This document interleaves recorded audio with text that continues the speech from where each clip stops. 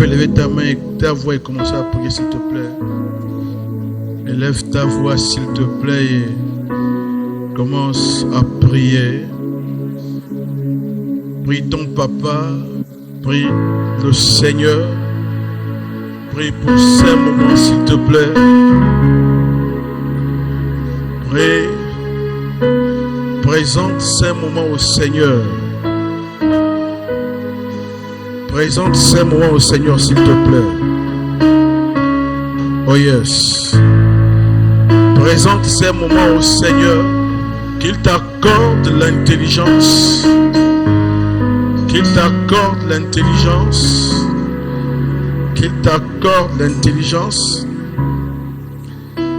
Qu'il t'accorde l'intelligence pour comprendre ce message ce soir. Merci Père. Merci pour ta présence.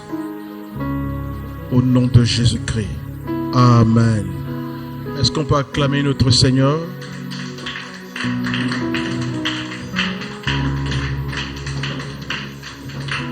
Alléluia. Est-ce que tu as salué quelqu'un? Ça devient comme notre rituel. Est-ce que tu as salué quelqu'un? Tu as pris de ses nouvelles? Est-ce que tu as salué quelqu'un? Est-ce que tu as pris de ses nouvelles?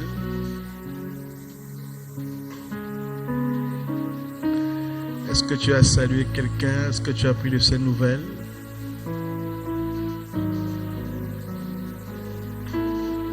Alléluia. La Bible dit qu'on doit se saluer par un saint baiser. Donc il faut se saluer. Alléluia. Bonsoir tout le monde. Est-ce qu'on peut s'asseoir dans sa présence? Donc bienvenue à chacun d'entre vous à cette session d'école de prière. Et le thème, déjà j'aimerais rappeler la série sur laquelle nous sommes.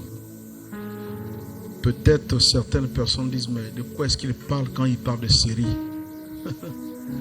Il ne s'agit pas d'une série télévisée. Une série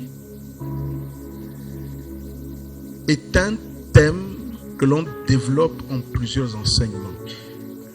C'est-à-dire que le thème est si profond, le thème est si complexe qu'il n'est pas possible d'aborder ce thème en une fois et l'épuiser.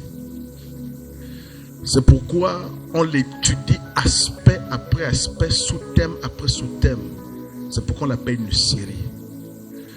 Donc nous sommes sur une série actuellement. La série est intitulée « Amener la bataille aux portes de l'ennemi ». Cette série se justifie par une observation très facile à faire au milieu des croyants. Au milieu des croyants, on constate que assez souvent, le chrétien attend d'abord d'être victime d'une attaque de l'ennemi avant de réagir. On a comme l'impression que le chrétien ne réagit que lorsqu'il est atteint d'abord. Et c'est pourquoi nous avons dit non. Nous refusons de passer une vie chrétienne à encaisser, à subir, à recevoir les attaques et à ne réagir qu'après coup. Nous voulons apprendre maintenant à mener l'offensive. Parce que mener l'offensive, nous l'avons déjà dit, je le répète, a l'avantage de surprendre l'adversaire et a l'avantage d'annuler une éventuelle attaque que l'adversaire préparait. Alléluia. Dites amener la bataille aux portes de l'ennemi. Nous avons lu dans notre texte de référence 2 Corinthiens chapitre 6, le verset 7. 2 Corinthiens chapitre 6, le verset 7, lorsque vous le lisez, la Bible parle des armes offensives et des armes défensives. Nous pouvons prétendre mener l'offensive parce que dans le royaume, nous avons des armes offensives. Dites armes offensives. Et ces armes sont dans Éphésiens chapitre 6. On a commencé à étudier quelques-unes d'entre elles. Alléluia. Le mercredi dernier, nous avons étudié quelle arme?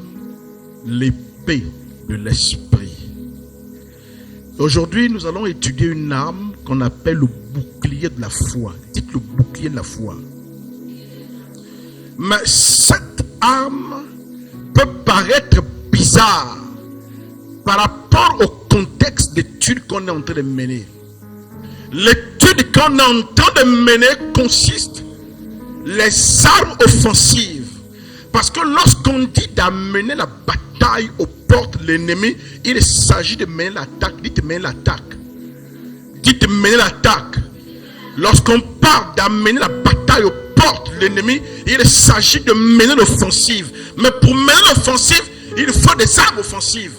Or, parler du bouclier de la foi est un peu bizarre lorsqu'on parle de mener l'offensive, parce que la plupart d'entre nous, depuis qu'on est la foi chrétienne, le bouclier a toujours été présenté comme une arme défensive.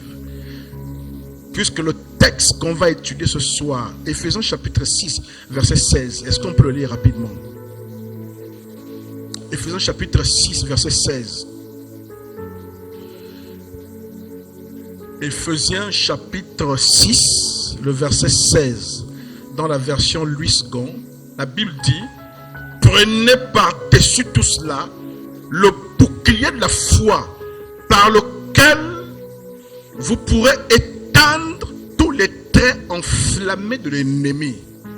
Même quand on lit ce verset, la description qui est faite par rapport au bouclier de la foi nous renvoie une image d'une arme qui nous permet de nous défendre, puisque la Bible dit qu'elle nous permet d'éteindre les projectiles, les traits enflammés. Donc tout ce que l'ennemi envoie, on peut arrêter par le bouclier de la foi. Et quand tu as fini de lire ce verset, tu as l'impression que le bouclier de la foi est simplement une arme défensive. Dites défensive. Donc c'est quand même bizarre que le pasteur vienne ce soir, alors qu'on parle de mener l'offensive, alors qu'on parle de passer à l'attaque. Quelqu'un assis a vu le visuel, a vu la fiche du culte, se dit: mais papa, je pensais que j'allais apprendre une autre arme offensive, mais tu parles du bouclier. Qu'est-ce que le bouclier vient faire lorsque je mène l'attaque, lorsque j'initie l'offensive? Dites, c'est ce qu'on va voir ce soir. Alléluia. Dis à ton frère, c'est ce qu'on va voir ce soir. Veille sur celui qui est à côté de toi. Celui qui dort, tu le réveilles. Mieux, dis: je pique. Dis: si tu dors, je pique. Dis ça, que c'est le pasteur qui a dit. Si tu dors, je pique. Alléluia. Il faut veiller sur celui qui est à ta gauche, celui qui est à ta droite, tu surveilles. Dès que tu vas commencer à partir, tu te réveilles, tu dis: frère, c'est comment, c'est le vampire? Le message passe, tu dors comment? Hein? Tu vas où? Tu vas où pendant que le message passe? Alléluia. Dis: tu vas où? Donc notre texte, Éphésiens chapitre 6, verset 17, verset 16, excusez-moi, présente et dit ceci: prenez par-dessus tout cela le bouclier de la foi, avec lequel vous pourrez éteindre tous les traits enflammés du malin. Ce qui est beau ici, c'est que l'apôtre Paul, pour nous faire comprendre les armes de l'esprit, Paul va s'inspirer des armes qu'avaient les soldats romains à l'époque. Dites soldats romains. C'est-à-dire que l'apôtre Paul, à son époque, va observer la plus grande armée, l'armée la plus puissante qui existait, l'armée romaine, l'empire le plus grand qui existait. Et il va observer les soldats et remarquer que ces soldats étaient équipés lorsqu'ils allaient en guerre. Il y avait un casque pour protéger la tête, il y avait la cuirasse pour protéger le torse, il y avait la ceinture, il y avait le bouclier, il y avait les chaussures, il y avait l'épée. Et l'apôtre lui-même, l'apôtre Paul d'ailleurs va même lui-même dire un jour que la nature ne vous enseigne-t-elle pas? C'est-à-dire que parfois lorsque tu observes comment les choses fonctionnent dans le monde naturel, tu peux avoir une compréhension de comment les choses fonctionnent dans le monde spirituel. Alléluia. Donc l'apôtre Paul va faire cette observation et va associer le bouclier à la foi. Dites le bouclier de la foi. Mais le problème, c'est que si nous continuons, nous poursuivons la méditation de Paul et nous poursuivons l'observation, on va se rendre compte que le bouclier ne sert pas seulement à se défendre. Oui, je peux utiliser le bouclier dans un combat pour éviter que la flèche qu'on envoie m'atteigne. Je peux utiliser le bouclier dans le combat pour éviter que le coup d'épée m'atteigne. Je peux utiliser le bouclier pour éviter qu'une flèche ou un javelot, une lance qui a été projetée m'atteigne. Mais lorsque tu es dans un combat corps à corps, dites corps à corps, et que parfois tu n'as plus l'épée en main, il te reste le bouclier, et que tu es corps à corps, est-ce que le bouclier ne veut pas une arme offensive? Parce que le bouclier peut t'aider à repousser l'ennemi. Oh, dites repousser. Le bouclier peut même se servir. Quand tu es en face de l'autre, tu n'as plus d'épée, un combat corps à corps, il t'a mis un coup, tu es tombé, tu tournes la tête, tu vois un bouclier qui traîne. Tu ramasses le bouclier comme un couvercle de cocotte. Quand tu te lèves, tu la saignes sur la tête, boum. Est-ce que ce n'est pas une arme offensive? Dites le bouclier peut être aussi une arme offensive. Donc le bouclier de la foi, qui souvent a été décrit comme une arme défensive, peut être également une arme offensive, surtout lorsqu'on est dans le combat corps à corps. Dites corps à corps. Et lorsque vous lisez sur le texte, il y a un détail qui est donné sur le bouclier de la foi qui est très important. Bettina, est-ce que tu as vu le détail? La Bible dit, prenez par-dessus tout cela le bouclier de la foi, avec lequel vous pourrez éteindre tous les traits enflammés de l'ennemi. Le mot tout m'interpelle. La Bible ne dit pas qu'avec le bouclier de la foi, tu peux éteindre certains traits, certaines attaques de l'ennemi. Non. La Bible dit qu'avec le bouclier de la foi, tu peux éteindre toutes les attaques initiées par l'ennemi. Ça veut dire que le bouclier de la foi est donc une arme qui est impliquée dans toutes les batailles qui nous opposent à l'ennemi. Ça veut dire que ce soit que tu utilises la prière, que ce soit que tu utilises l'épée, que ce soit que tu utilises n'importe quelle autre arme, chaque bataille qui nous oppose au diable implique quoi? Toujours le bouclier de la foi. Et alors, la foi, le bouclier de la foi devient comme en fait une arme qui vient en soutien aux autres armes. On doit l'étudier dans le cadre de mener l'offensive. Donc le bouclier de la foi peut être impliqué dans toutes les batailles qui nous opposent au diable. C'est-à-dire que même une bataille où tu utilises une arme, n'importe laquelle, mais le bouclier de la foi sera à côté. Pourquoi? Dites pourquoi. Parce que vous devez comprendre que quand on parle de l'armure de croyants, il ne s'agit pas d'armes physiques. Parce que quand on parle d'épée, on parle du casque, on parle des chaussures, on parle de la ceinture, on parle de l'épée. Tu es là, tu te vois comme un gladiateur. Tu rêves même. Oh, pasteur, j'ai fait un rêve. J'avais le casque, j'avais les bottes, j'avais la ceinture. Oh, dites qu'il ne s'agit pas d'armes physiques. Dites qu'il ne s'agit pas d'armes physiques. Mais tu toi, tu as attrapé l'épée. Si on t'amène l'épée là que tiens, d'abord l'épée pèse même plus que ton petit bras. L'épée seulement. Ah, pasteur, ça pèse. Ah, pasteur. Le temps que tu as pris à soulever, la balle t'a déjà atteint. Dis que ce n'est pas des armes physiques. Ce sont des armes spirituelles. Dites armes spirituelles. Donc les armes dont il est question sont spirituelles. Mais comme elles sont spirituelles,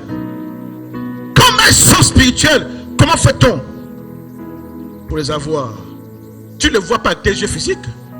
Tu ne viens pas dans ta chambre et tu vois que non, voici l'épée de l'esprit qui est là, voici le casque du salut, voici la chaussure, voici la ceinture, voici le plastron, la cuirasse, voici, je sais pas moi, non. Ce ne sont pas des armes que tu nettoies, que tu toilettes. Comme a dit un de mes collègues, Il y a quelques années, quand il a eu des soulèvements électoraux, un soulèvement, il me dit, moi je suis prêt, frère. Il est prêt comment? Il dit, c'est la guerre qu'ils veulent, moi je suis prêt. Et exprès le soir, il sortait toujours avec ses armes. Il a aligné ses armes, il prend lui, il nettoie, il embille les armes. Il souffle dans la poussière. Dites, il nettoie. Dites, il nettoie. Hein, monsieur Pakou? Les voisins qui passent sont déjà alertés. Dites, ils sont alertés. Dites, les voisins sont au courant. Dites, les voisins savent. Par exemple, mon fils junior qui est dans la sécurité là. Oh, ça commence à bouger. Oh, chaque soir, il sort, il nettoie, il installe, il met ça au soleil. Dites, même quand tu passes à côté, tu guettes comme ça. Dites, quand un être humain sait que dans cette maison, il y a une arme, même s'il y a soulèvement, comment on va les casser les maisons volées, ça c'est la maison où tu n'iras pas. Et je n'irai pas là-bas. Et donc mon collègue disait cela, qu'il nettoyait les armes. Déposé. Mais les armes dont on parle là ne sont pas des armes physiques. Ce ne sont pas des armes que tu vas acheter au marché, Bettina. Ce ne sont pas des armes que tu vas donner l'argent à quelqu'un que quand tu vas à Dubaï, là-bas, prends-moi la meilleure épée. Prends-moi un sabre, le sabre de samouraï. Ou bien je veux un sabre à Tori Hanzo, au Japon, on commande, on a forgé, c'est pas moi dans quel feu, avec l'acier, tel métal. Non! Dites, ces armes sont spirituelles. Et vous savez que tout ce qui est spirituel se voit, se touche, se sait par quoi? Par la foi. Et ça, c'est la beauté de la foi chrétienne, la beauté du christianisme, et en même temps la difficulté. Vous voyez quelqu'un qui est assis dans sa chambre, une personne cohérente, intelligente, instruite, à genoux dans sa chambre, ou assis sur le bord de son lit, qui est en train de pleurer et qui parle seul. Si un païen te surprend et guette, va dire tu es fou. Toi tu dis que tu parles à Dieu, mais la personne ne voit pas Dieu, ne voit pas une personne physique, ne voit pas un interlocuteur, mais tu es juste assis, tu es en train de pleurer, tu es en train de parler, tu dis tu parles à Dieu. Tu ne le vois pas avec les yeux physiques, tu le vois avec les yeux de ton cœur, avec la foi. Alléluia. Les choses spirituelles, vous savez que nous les saisissons, les percevons par la foi. Dites la foi. Étant donné que toutes ces âmes sont spirituelles, donc pour en avoir conscience, pour les saisir, pour les utiliser, pour les manier, comme elles appartiennent au domaine spirituel, chacune de ces âmes exige le bouclier de la foi, exige la foi. C'est pourquoi le bouclier de la foi est impliqué dans toutes les batailles avec l'ennemi. Dites la foi. Donc même quand tu vas utiliser les autres armes offensives, tu auras toujours besoin de la foi. Il y a quelques années, que Dieu nous aide, j'ai fait un rêve dans lequel je me suis retrouvé dans une église. Une ancienne église dans laquelle j'étais. L'église dans laquelle je me suis converti il y a plusieurs années. Je suis ici à Libreville et je vais faire un rêve dans lequel je me retrouve dans cette église à l'intérieur du pays. Et je suis à l'intérieur de l'église, je crois, en train de prier. Et je priais avec autorité. Je commandais, j'ordonnais. Et moi, je suis sorti de l'église en priant. Je sortais en priant et je me suis mis à l'extérieur de l'église. Un peu comme le coin sur la terrasse là-bas. Et je priais, et je priais. Pendant que je priais, une pensée montait dans mon esprit. Une pensée de doute. Dites doute. Hein, Bernine? Une pensée de doute est montée dans mon esprit. Je me suis dit, est-ce que ce que je fais là, c'est réel? Est-ce que ça va marcher? Est-ce que c'est même vrai? Est-ce que j'aurai des résultats? Dès que j'ai commencé à avoir ce genre de pensée, j'ai vu en vision comme mon cœur, il y avait de l'obscurité dans mon cœur. Quand je me suis réveillé, le Seigneur m'a parlé. C'était de l'incrédulité. En réalité, je criais à l'extérieur. Je parlais à haute voix à l'extérieur. Je commandais à l'extérieur. Mais dans mon cœur, il y avait du doute, l'incrédulité, de l'obscurité. Donc, tout ce que je disais là n'allez pas avoir d'effet. Dites, n'allez pas avoir d'effet. J'ai un frère à la foi. Il est pasteur. À l'époque, je pense qu'il n'était pas encore pasteur. Il y a une soeur qui avait une difficulté. Et la soeur lui a demandé, aide-moi dans la prière. Aide-moi dans la prière. Il priait de son côté, la soeur priait de son côté. Quoi c'est? L'esprit les jeunes. Hein? L'esprit vous gêne. Pianiste. Les doigts sont glacés maintenant. Un fil. Les doigts sont tous glacés. On impose les mains aux doigts. Il faut appeler ta mère, hein, frère, petit. Il va te foutre maintenant tout mon doigt pour que le doigt se dégèle. Alléluia. Et donc, ce frère, dites-nous en famille, on est détendu. Et ce frère va commencer à aider la soeur à prier par rapport à son problème. Elle priait de son côté, il priait de son côté. Jusqu'à ce que le frère en question va faire un rêve dans lequel un ange est venu pour dire c'est à cause de ta prière qu'elle va avoir l'exaucement. Il dit pourquoi? Il dit parce que de vous deux, c'est toi qui pries avec la foi. Dites, Dieu n'honore pas les larmes. La preuve, depuis que tu pleures, est-ce que tes larmes ont changé quelque chose? Dites que Dieu n'honore pas les plaintes. Oh, dites ça. Dieu n'honore pas les plaintes. Depuis que tu te plains, te lamentes, est-ce que tu as senti des changements? Est-ce que tu as senti des changements?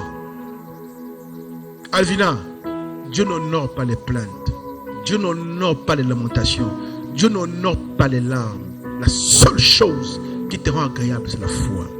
Dites la foi. Dites la foi. S'il y a quelque chose qui tue la foi, c'est la peur. Tu commences à bien prier. Tu es motivé parce que le pasteur a dit, Avina, ce soir, je commence à prier, papa. Je te fais confiance. Si tu as écouté l'autre nom de Dieu, si tu as exaucé, si tu as fait ceci, Seigneur, tu peux aussi m'exaucer. Seigneur, je crois que c'est possible. Alors que tu es en train de prier, voici comment tout à coup, la pensée vient dans ton esprit. Tu es sûr. Et tu es sûr. Avina, ton problème là, ça fait 10 ans. Tu es sûr. Avina, laisse ça. Tu es sûr. Et tu commences à revoir la douleur. Tu commences à revoir ton parcours de souffrance. Tu commences à reconsidérer. Et plus tu te focalises sur ta douleur, tu commences à oublier l'espérance. Parfois, tu t'arrêtes même en pleine prière, tu te mets à pleurer. Pas parce que tu es touché par la présence de Dieu, mais parce que tu es désespéré, déprimé. Le diable t'a eu. Un jour, je priais pour quelque chose comme ça, et le Seigneur m'a dit, j'ai dit, pourquoi je n'ai pas de résultat, Seigneur? Pourquoi je n'ai pas de victoire? Et il m'a dit, est-ce que tu t'es déjà tenu dans la foi? Dans la foi, par rapport à ce problème, sur une période étendue. Par exemple, tu commences en janvier, par rapport à un sujet, tu te tiens dans la foi. Février arrive, mars, jusqu'à même en juin. Il dit, est-ce que tu as déjà fait ça pour ce sujet? Tu vas te rendre compte que tu n'as jamais fait ça pour ce sujet. Ta foi ne dure que 24 heures. Et là, 24 heures, c'est même une performance chez toi. Ta foi ne dure que 15 minutes. Quand tu commences à avoir la foi par rapport à la situation, ça ne dure que 15 minutes. Ça ne dure que le temps d'un message quand je te motive, quand le piano, quand le son, tu pleures ici, tu sors. Quand tu arrives à la maison et que tu revois ton environnement et ton décor, les enfants ils crient, tu les prends à crier, et tu t'assois sur ton lit et tu dis, ma vie, tu viens d'oublier tout. Ça c'est là où, excusez-moi, j'ai souvent envie de prendre la ceinture et de fouetter les âmes. C'est-à-dire, tu t'es préparé dans le message, tu as étudié, tu as fait des recherches, dictionnaires, encyclopédies, médité, tu as jeûné, prié, tu as cherché le moyen. Vous voyez que là, je casse même la façon d'expliquer. J'explique terre à terre là. Je trouve les expressions les plus simples pour véhiculer une vérité. Tu t'assois, tu écoutes Alvina. ce que je t'ai dit. Et tu m'appelles mardi en pleurant. Papa, je vais me suicider, je n'en peux plus. Dites le pasteur te regarde, il se tait par respect, par amour. Mais quand tu es en face de lui, il calcule la superficie de ta joue. Il regarde à sa main à quel niveau ça va atterrir. Dites à quel niveau ça va atterrir. Il regarde la superficie. Quand il regarde la petite joue d'Alvina, il dit ah non, pardon Seigneur. Sinon on va la ramasser. Tu vas te dire, quand il se réveille, c'est quoi? Non, c'est le diable qui t'a. C'est le diable. Prions, c'est le diable. Comme le fils de mon mentor, le pasteur Pibi. Le pasteur Pibi avait un goût particulier pour les raisins. Dites les raisins. Et il achetait beaucoup de raisins, il aimait ça. Mais il avait un de ses fils qui aimait aussi comme les raisins. Ah, il a été son père. Donc le petit partait au frigo, il volait les raisins. Il les grignotait, il les mangeait. Mais quand il est parti dans sa chambre, il laissait les traces, les indices. Un jour, le père arrive, il dit, qui prend mes raisins chaque fois ici? Et le père va regarder, va suivre. C'est dans sa chambre. Il rencontre le petit, il l'appelle, il dit, mais exprès, vous savez que le père, même quand il sait, il demande, mais où sont passés les raisins? Le petit jure qu'il ne sait pas où sont passés les raisins. Il dit, ah, mais tu sais qu'il y avait la quantité. Il dit, oui, papa, j'ai remarqué qu'il y a une grande quantité de raisins. Mais pourquoi c'est maintenant un peu? Il dit, ah, papa, je ne sais pas. Hein. Et comme son père est pasteur, il dit à son père, ah, papa, peut-être que c'est le diable, hein, il faut qu'on prie. Dites que peut-être que c'est le diable. Hein. Dites peut-être que c'est le diable. Hein. Là, il faut qu'on prie. Quel diable? Donc là, quand tu tombes, tu te dis, ah, c'est le diable. Il faut qu'on commence à prier. Là, j'ai appelé ma femme. Viens. Le diable a giflé Bettina ici, là. Je vous dis que vous n'avez pas idée de ce que vous faites aux hommes de Dieu. Ou bien comme j'ai connu mon fils là. Ça dit qu'ils ne savent pas ce que ça implique. Et puis le matin, tu es en jeûne, tu es enfermé ici. Tu ne me balades pas. Alors que je suis en train de faire ce pourquoi je suis appelé, tu t'assois, tu penses que je m'amuse. En fait, vous ne vous rendez pas compte. En fait, tu penses qu'on est en train de jouer. Il y a des gens qui sont assis en train de mâcher du chewing-gum. On prie pour votre destinée. Il y a des jours, je prie de 2 heures jusqu'à 6 heures pour chacun d'entre vous. Et je vois les visages défiler. Et je vais me tenir, tu t'assois, tu marches du chewing-gum, tu es là, tu marches du chewing-gum, tu t'amuses. Tu crois qu'en fait on s'amuse ici. Alléluia. Alléluia. Alléluia. Dites au bouquet de la foi. Dites on doit tenir par la foi. Dites on doit saisir par la foi. Et donc je disais, Alvina, est-ce que tu as déjà réussi à faire ça pour le sujet qui t'embête là? Avant de dire que la foi ne marche pas. Le problème c'est qu'on a l'impression que la foi ne marche pas. Mais la foi ne marche pas. Est-ce que tu as déjà essayé la foi? Tu n'as même pas l'audace de quitter ta zone de confort pour essayer la foi. Tu n'es qu'ici de l'autre côté et tu dis que ça ne marche pas. Et le Seigneur m'a dit, je te dis, je te mets au défi. Prends cette année si tu veux par rapport à ce sujet. Tiens-toi dans la foi tous les jours. Bénis-moi, célèbre, repose sur ma parole. Et reviens me dire ça ne marche pas. Je me suis rendu compte en effet que ma foi avait une date d'expiration trop courte. J'ai la foi lundi. Dès qu'on atteint vers jeudi là-bas, la foi commence à sortir par les orteils. La foi commence à sortir par les pieds et s'en va. Ça c'est l'expression de quelqu'un qui disait que la foi a fui par les pieds. C'est pourquoi ça ne marche pas. Ça ne marche pas à cause de la peur. À cause du doute. Oh, dites à cause de la peur. À cause du doute. Alléluia. La foi doit être engagée dans toutes les batailles spirituelles. Quand tu pries, maman, il faut avoir foi. Que je ne m'adresse pas comme ça au vide. Papa est avec moi. Papa m'écoute. Je ne perds pas le temps. Dis, je ne perds pas le temps. Dis, je ne perds pas le temps. Je sais qu'il m'écoute. Je sais qu'il est avec moi. Et ce qui est quand même étrange, c'est que Bettina, dans ta vie, il y a des choses que tu as obtenues et tu sais que cette chose que j'ai obtenue, c'était une réponse de Dieu à ma prière. Tu as dans ta vie forcément des situations, des choses qui sont arrivées, Alvina. Il y a des interventions divines que tu as obtenues dans des situations où tu ne pouvais même pas compter sur quelqu'un. mais de façon soudaine, inattendue. Tu ne savais pas, tu ne t'attendais pas. Une circonstance en ta faveur et t'a aidé à te positionner. C'est Dieu. Pourquoi est-ce que quand toi tu demandes quelque chose à Dieu, lorsque tu t'attends à une victoire, lorsque tu es engagé dans une bataille, pourquoi les seules pensées que tu acceptes sont celles qui te rappellent tes échecs, tes déboires et les prières sans exaucement que tu as faites? Pourquoi est-ce que tu ne sélectionnes plutôt pas les choses que Dieu t'a accordées, les exaucements que tu as eus, les batailles que tu as gagnées? Pourquoi tu ne t'appuies pas dessus? Pourquoi? Dites, je choisis la foi. Je choisis la foi. Je refuse la peur. Je refuse le doute. Donc l'amour dont on vous parle là, il ne s'agit donc pas. L'amour dont on vous parle, ce ne sont donc pas des armes physiques avec lesquelles tu vas te balader partout. Dites te balader partout. Il ne s'agit non pas d'habiller physiquement cette armure. Parce qu'il y a une chose que je vais vous dire.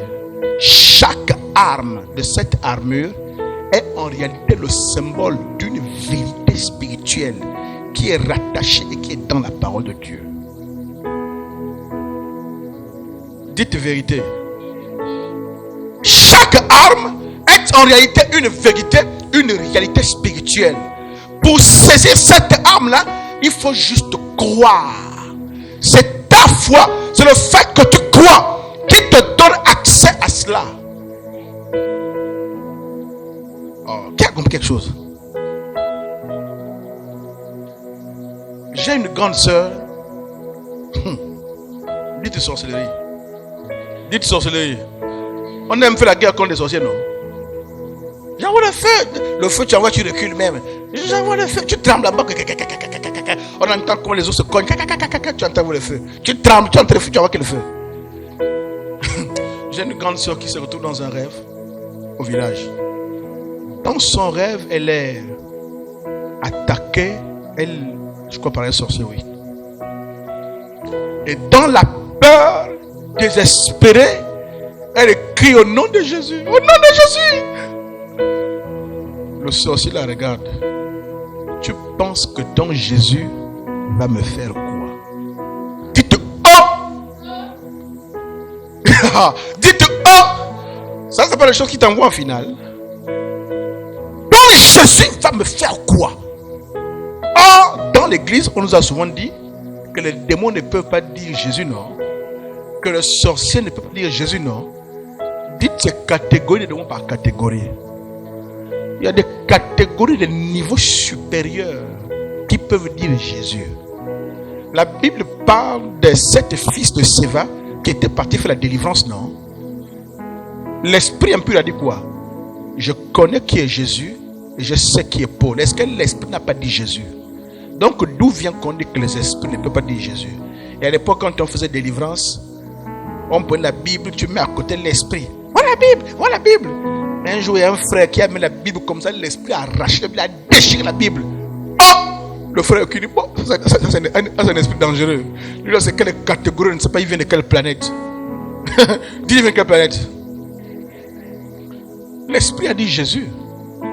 Et donc, ma grande soeur, dans cette configuration déstabilisée, on lui a dit à l'église que Jésus est le nom au-dessus de tous les noms. On lui a dit qu'au nom de Jésus, tu as la supériorité sur les sorciers, sur les vampires, sur tout ça. Mais elle est dans un rêve. Elle voit un sorcier qui veut l'attaquer. Quand elle dit au nom de Jésus, ça ne fait rien au sorcier. Et le sorcier lui dit, donc tu crois que ton Jésus va me faire quoi? Dépasser parce que la seule arme qu'elle avait, c'était ça. Elle va fuir, vouloir fuir. Et l'esprit va lui parler dans le rêve. Le Saint-Esprit de Dieu. Parfois, quand vous êtes dans des rêves, tu te retrouves à un endroit, ma fille. Tu ne reconnais pas l'endroit. Mais quand tu te réveilles, tu racontes le rêve, tu dis à la personne, l'endroit où j'étais, je ne connais pas, mais j'avais comme l'impression que j'étais à Oyem ou en Dende. C'est comme si dans ton cœur, il y a une information qui disait que tu étais là. Dites, c'est l'Esprit de Dieu qui me conduit même dans le rêve. Et elle va entendre l'Esprit parler à son cœur dans son rêve et lui dire, Mais le nom de Jésus n'a pas de puissance quand tu le prononces avec la peur, en tremblant comme tu fais. Ça marche par la foi. Dites par la foi. C'est pourquoi il y a ce texte, je crois dans Actes chapitre 4, l'histoire commence dans Actes chapitre 3 et va jusqu'au chapitre 4, quand Pierre et Jean sont en train d'aller à l'heure de la prière au temple et qu'ils rencontrent cet homme-là qui est paralytique et qui demande au monde, le gars à qui disent qu'on n'a pas d'or, on n'a pas d'argent, ce que nous avons nous te donne, lève-toi et marche au nom de Jésus-Christ. Et quand les gens, la foule va arriver et qu'on va commencer à être impressionné, l'apôtre Pierre, prenant la parole, va leur dire, pourquoi regardez-vous à nous comme si c'est par notre force qu'on l'a levé? Et Pierre précise, il dit, c'est la foi au nom de Jésus qui a redonné la force, la santé à cet homme. Donc ce n'est pas juste le nom de Jésus. Tant qu'il n'y a pas la foi en ce nom, rien ne se passe. Et là, ma grande soeur va faire cette expérience dans le rêve et la voix va lui dire, ce n'est pas avec la peur. Et là, elle va s'arrêter, puiser en elle toute la foi qu'elle a, tout le dépôt qu'elle a. Et elle va dire au nom de Jésus avec assurance. Et l'esprit va reculer et va s'enfuir. Dites par la foi. Dites par la foi. Ça ne marche pas parce qu'elle a peur. Ça ne marche pas parce qu'elle a le doute. Ça ne marche pas parce qu'il y a l'incrédulité. Dis, je refuse la peur. Ah, je refuse l'incrédulité. Alléluia. Même l'autorité dont on te parle là, que tu as l'autorité, si tu n'y crois pas, tu n'auras aucune autorité. Parce qu'on te parle de l'épée de l'esprit, on parle de la parole. Mais la parole est dans ta bouche, qui dans ma bouche. Et quand tu dis, j'attaque, j'envoie le feu. Tu as dit un pied prêt à détaler. J'entends le feu. J'envoie le feu. Dès que tu entends le... Oh. Hein, Rosine? Tu es là, tu es en train d'envoyer le feu, mais tu as déjà un pied prêt à décoller à partir.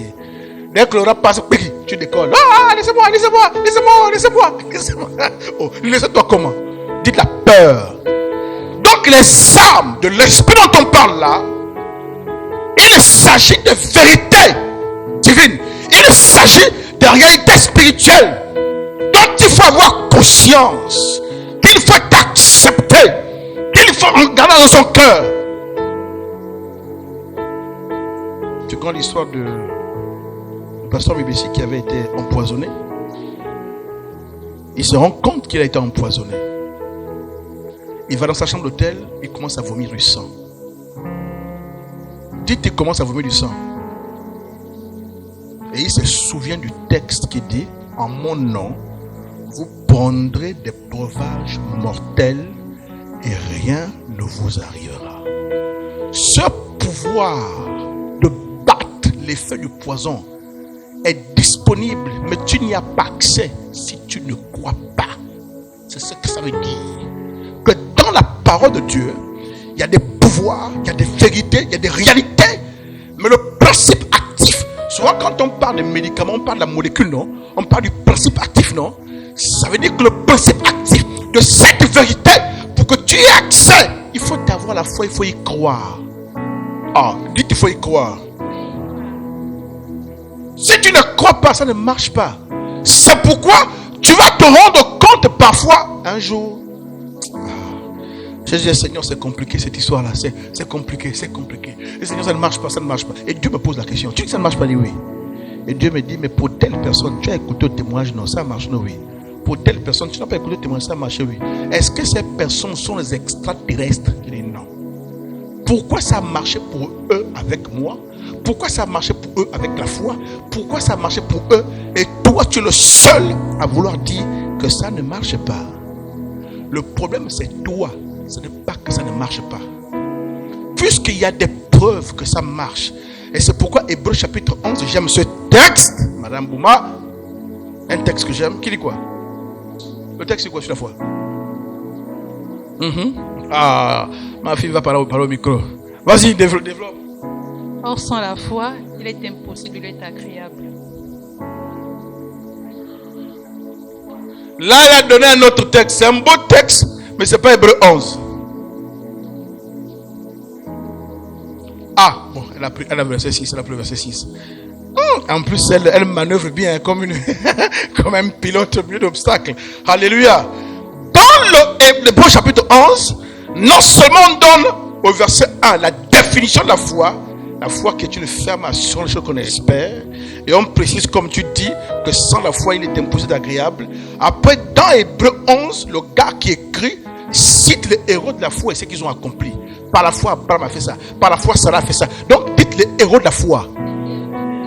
Et le chapitre 12 s'ouvre avec une belle déclaration. Le même auteur dit, avec toute cette nuée de témoins. Toute cette nuée de témoins. Dans Hébreu 11, quand il cite même, il s'arrête, il dit, le temps nous manquerait de parler d'eux. Donc, ils étaient nombreux. Des gars qui ont prouvé que la foi c'est réel. Et souvent, ouais, quand je prie, j'aime faire les témoins, je crois que ce soit sur moi ou sur d'autres personnes. Parce que je me suis dit, le gars d'Hébreu a étudié à son époque les gens de son peuple, des types qui ont marché par la foi et qui ont prouvé que la foi est réelle. Moi aussi, dans mon temps, je veux observer les gens dans mon univers, dans mon environnement, dans mon air là. Des hommes et des femmes qui marchent avec Dieu et qui expérimentent, qui obtiennent des résultats. Avant de dire que ça ne marche pas, est-ce que tu es sûr que ça ne marche pas pour les autres? Comment l'autre a témoigné? Et toi, ta conclusion, c'est oh non, Dieu aime les autres, il ne m'aime pas. Il ne peut plus, il ne peut plus. Je suis fâché contre Dieu, je suis fâché contre Dieu. Il y en a qui disent qu'ils sont fâchés contre Dieu, qui n'adressent plus la parole à Dieu. Ah, qui a dit d'accord? Dites, je n'adresse plus la parole à Dieu. Depuis que tu n'as pas adressé la parole à Dieu, que tu es parti, Dieu est resté à l'endroit où tu l'avais laissé. Tu es revenu le trouver là. Dites un enfant capricieux. Quand j'étais au lycée, j'ai un oncle qui m'a fait une leçon. L'oncle qui était mon tuteur qui me gardait ma. Je viens comme ça en plein midi, il y a un repas qui avait été fait. Des légumes, je pense des aubergines. Et moi je bouge. Les aubergines, ça mère, je ne mange pas. Mon oncle en question, là où il a appris, il n'y avait même pas une seule personne de la même ethnie que lui. Dire qu'il n'y a pas son parent, c'est trop facile. C'est que non seulement il n'y a pas un de ses parents, il n'y a pas quelqu'un originaire de son village, mais il n'y a même pas quelqu'un de la même ethnie que lui. Donc il était un parfait étranger là où il a appris. Et il a bavé, il a souffert. Il a souffert. Manger les tubercules, manger le riz sans sel, sans huile, tout ça, la galère. Et maintenant qu'il a réussi, il nous garde, nous les neveux. Il voit un jeune homme inconscient qui vient de l'école. On t'a préparé l'aubergine dans la boîte sardine. Tu dis que tu ne manges pas. Mon oncle a dit, il n'a pas faim. Laissez. Ah, dites laissez. Dites laissez. Il n'a pas encore faim. On a laissé mon assiette là avec les aubergines là. J'ai tourné. Plus j'ai tourné, la température ne faisait que monter le ventre. Jusqu'à ce que tu viens maintenant voler ton assiette.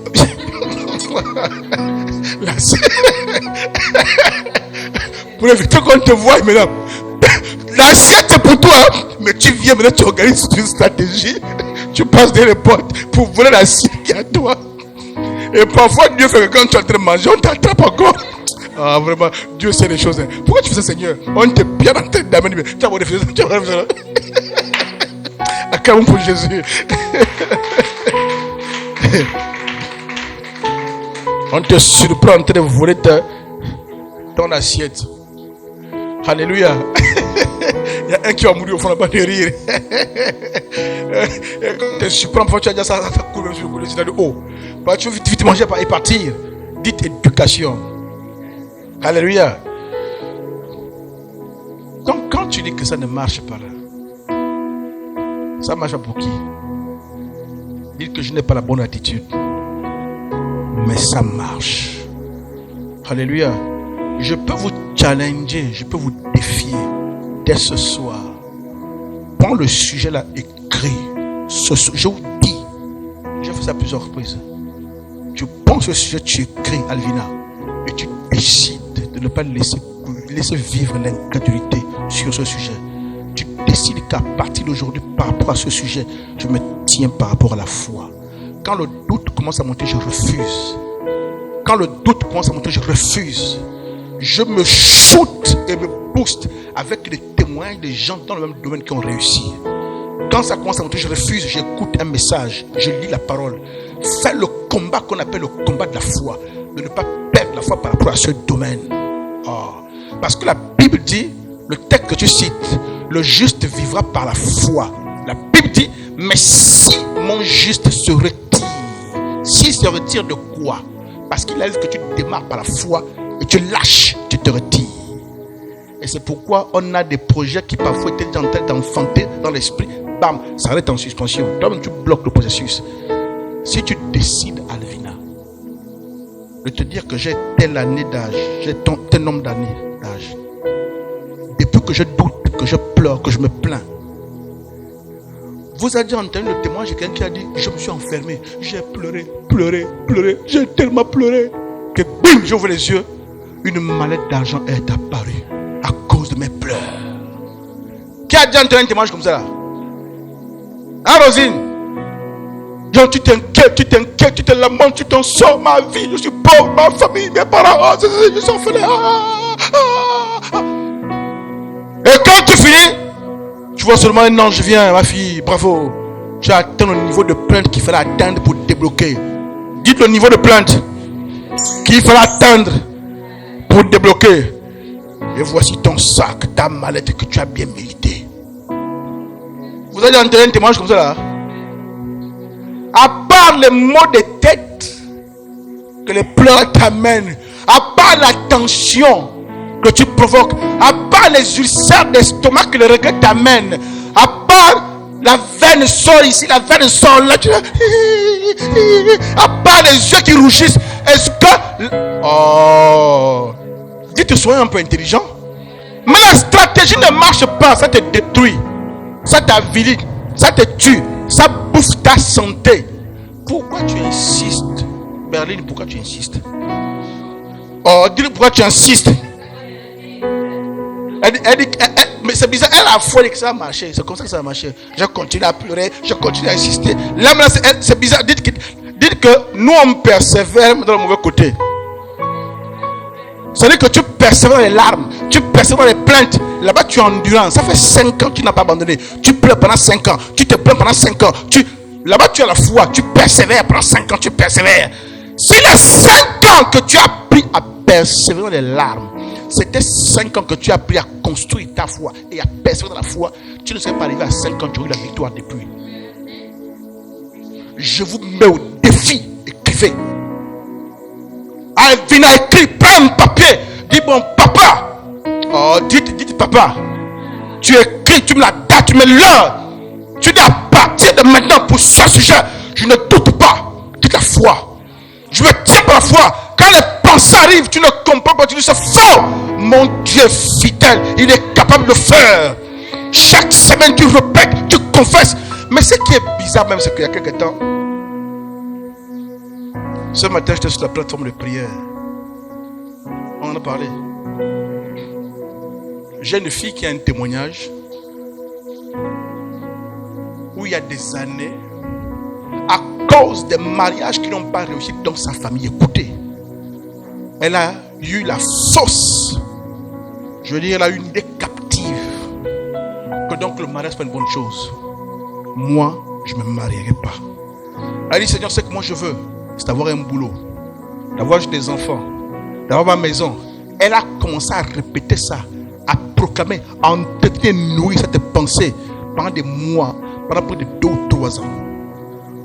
Elle était jeune, mais aujourd'hui, elle dit, quand elle regarde sa vie est exactement le reflet de tout ce qu'elle avait proclamé sur elle. Maintenant qu'elle a mûri la complexe d'erreur, elle veut se marier maintenant. Je dis, le processus qui t'a amené là est le même qui doit te sortir de là. Nous avons facilement la foi pour le mal. Je vous ai raconté dans mon village, non? La dame qui ne faisait pas d'enfant. Pas de mari, pas d'enfant. Et elle s'est fâchée un jour contre Dieu. Elle dit, puisque je ne fais pas d'enfant et que je n'ai pas de mari, pourquoi tu continues à me laisser naturellement avoir les menstrues. Ça me fatigue. Elle a maudit son corps, puisque moi je n'ai pas d'enfant, je n'ai pas de mari. À quoi ça sert d'être une femme qui souffre d'avoir les menstrues chaque mois? Elle a commencé à parler contre son corps, détester les menstrues, commencer à ordonner que je ne veux plus vous voir. Elle a fait ça avec colère. Elle a répété, insisté, jusqu'à ce que les menstrues ont disparu pendant des années. La question est, le pouvoir qu'elle a eu d'ordonner à son corps d'arrêter les menstrues, pourquoi ce pouvoir n'a pas été utilisé pour ordonner, pour qu'elle puisse avoir ce qu'elle a? C'est quand même bizarre. Et c'est souvent le constat que je fais avec nos mères. Dans nos familles africaines, on dit que le père peut te maudire. C'est pourquoi c'était à Koro. La mère peut te maudire. Et les mères, elles jouent avec ça. Hein. Moi, je peux te maudire. Hein. Mais la même mère, quand l'enfant est malade, quand l'enfant a des difficultés à l'école, pourquoi tu crois que si tu déclares sur lui pour le maudire, ça va l'attraper? Mais pourquoi tu ne crois pas que si tu déclares aussi la vie, la réussite, le succès, la distinction, ça va marcher? Hein? Donc, dites maman africaine, aidez-moi. Alvina. Oh Nicolas. Nicolas fait quoi? Nicolas fait quoi? Chaque matin tu parles, tu ordonnes et tu commandes que ceux que j'ai portés dans mon sang ne seront maudits par personne. Personne ne les atteindra. Ils seront les meilleurs, ils grandiront, ils réussiront. Partout ils vont les anges d'accompagnement. Chaque matin tu déclares, tu prophétises, tu déclares, tu prophétises. Même si l'enfant a des difficultés à l'école, tu dis non, c'est faux. Celui que j'ai mis au monde réussira. S'il y a une tare, la tare sera réglée. Tu prophétises, tu parles, tu ordonnes. Et tu as conscience que si je peux maudire, donc je peux bénir. Comment une femme peut se maudire, mais elle ne peut pas se bénir? Il y a une autre dame qui avait fait des enfants. Elle a fait un enfant. Elle a fait un deuxième enfant. Je ne sais pas ce qui s'est passé après le deuxième enfant. Elle a commencé à déclarer des choses sur sa fécondité qu'elle ne voulait plus avoir d'enfant. Ou c'est de la souffrance, ou je sais pas, les douleurs, ou c'est quoi, peut-être. Je ne sais pas qu'est-ce qu'elle a vécu. Ou une césarienne, elle ne voulait plus avoir d'enfant. À cause de la douleur. Elle a dit des choses sur elle. Elle a insisté, elle les a nourries. Et ça l'a attrapé. Elle a attrapé une stérilité secondaire. Et souvent tu oublies. Parce que tu penses que c'est chose de la colère. C'est longtemps après. Dites longtemps après. Qui a dit sorcier? C'est pas les sorciers. C'est longtemps après, des années après, elle veut faire encore des enfants. La joie d'avoir encore des enfants. Elle a oublié qu'elle a mis le cadenas. Et c'est dans une église qu'une prophétie sort. Que c'est pas un sorcier. Laisse les oncles, laisse les grands-pères pour rien. Le grand-père a assis au corps de gars, il a fait son pli, il fume son truc. C'est pas lui parfois. Laisse-le. On lui a dit, tu avais déclaré des paroles sur toi-même. Avec une telle conviction, telle énergie, que ça affectait ton système. Il fallait juste qu'elle se confesse, qu'elle renonce et qu'elle brise. Quand elle a fait ça, elle a eu la grossesse. Dites le bouclier de la foi. Par la foi, j'ai accès à ces vérités de la parole, aux réalités spirituelles. J'active leurs principes actifs. Je peux en jouir. S'il n'y a pas la foi, rien ne marche, même dans le combat spirituel. Tu envoies le feu que tu envoies là, il n'y a aucun feu qui part. Il n'y a que ta salive. La salive. Le diable dit, laisse-moi ta salive qui sent mauvais là. Qu'est-ce qu'elle fait?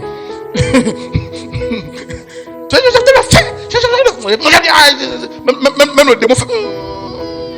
Le démon recule d'abord. Il dit, t'as ça qui sent mauvais là, ta bouche que tu bosses même pas là. Même le diable dit, il n'y a aucun feu qui sort. Pourquoi? Parce que tu n'as pas conscience que quand j'envoie le feu, ça marche. Toi tu imites, parce que quand le pasteur a prié, le pasteur fait la prière, j'envoie le feu, tu copies le pasteur. Mais dans ton cœur, tu n'es pas conscient que quand je déclare là, dans le monde spirituel, c'est réel. Chaque chose que tu déclares. Est-ce que vous savez que ce que je vous enseigne là, on enseigne ça aux sorciers? Quand on initie les sorciers, on leur enseigne le principe de la foi également, de croire que ce qu'ils vont faire marche. Quand le sorcier vient tourner ta maison la nuit, à poil, à 24 heures, il tourne, il parle. Parce qu'il est conscient que cette parole a un pouvoir. Il a foi en cela. Vina. Quand tu envoies le feu, tu vois quoi? Le glaçon. J'envoie le feu. Et pendant que tu envoies le feu, tu penses à ton travail. J'envoie le feu. Tu vois les dossiers. J'envoie le feu. Et tu es le conseil. J'envoie le feu. Quel feu tu envoies? Là, c'est les papiers que tu es en train d'envoyer. J'envoie le feu. Elle pense au dossier, elle pense à l'ordinateur, elle pense à la tâche qu'elle a laissée en suspens. Ah, j'ai oublié. Demain, vous ne pouvez pas me gronder. J'envoie le feu. Tu vois quelqu'un quand il est plus là. Envoie le feu. Envoie le feu. Ah. J'envoie le feu. Il y a qui regarde l'heure. J'envoie le feu. Tu vois quel est le feu? Tu regardes l'heure, tu penses à la nourriture. Le pasteur finit à quelle heure? J'envoie le feu. Bien, mon fils Tanguy, il a peut-être une course tout à l'heure. J'envoie le feu. Il pense à la course. Le pasteur qui a fini, je passe. J'envoie le feu. Ah, le pasteur va passer le jour. J'envoie le feu. Il envoie le feu. Pendant qu'il envoie le feu, la tête il traite les courses. Oh, dire que Dieu nous aide. Hein. Que Dieu nous aide. Et là, tu fais ça, le diable est dehors avant TV. Il dit, finis là-bas, tu vas vite t'expliquer ici, là. Le feu que tu as, quel feu? Dis le pasteur expliquait terre à terre. Le pasteur expliquait terre à terre. Mais si vous ne croyez pas, alléluia, est-ce que tu crois que tu as le pouvoir de maudire ton enfant? Est-ce que tu crois ça? Qu'en tant que mère, tu as le pouvoir de maudire? Tu crois ça? Si tu as le pouvoir de maudire ton enfant, tu as le pouvoir de le bénir. Ne laisse plus un jour passer sans que tu déclares une bénédiction sur ton enfant. Sa vie va être tellement saturée de bénédictions, de paroles, même sur ta propre vie. Parle sur ta vie. Le matin, tu te réveilles, je parlerai sur ma vie. Je décréterai sur ma vie. Chaque jour, tu parles, tu déclares, tu proclames. Chaque jour, tu déclares, tu proclames. Ah! Et moi, tu vas même oublier. Tu vas commencer à voir des choses se manifester. Alléluia. Que Dieu vous bénisse ce soir. Que Dieu vous bénisse ce soir.